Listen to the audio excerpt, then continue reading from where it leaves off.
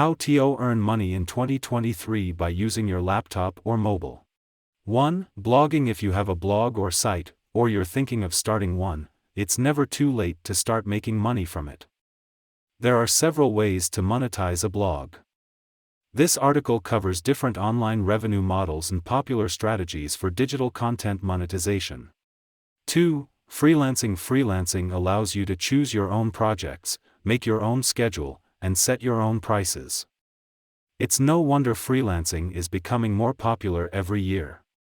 These steps will show you how to make money as a freelancer and become your own boss. Map out your goals for freelancing. Decide what services you want to offer based on your skill set.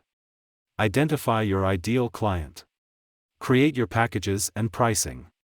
Set up your website and digital marketing channels. Find clients who you enjoy working with. Scale your business for long-term success. If you want to mix things with your work, it might be time to give freelancing a try. Before you know it, you'll be on your way to a life of greater flexibility and freedom. 3. Dropshipping. It's everyone's dream to be their own boss, work flexible hours, and run their own business. With an e-commerce business, you can do just that.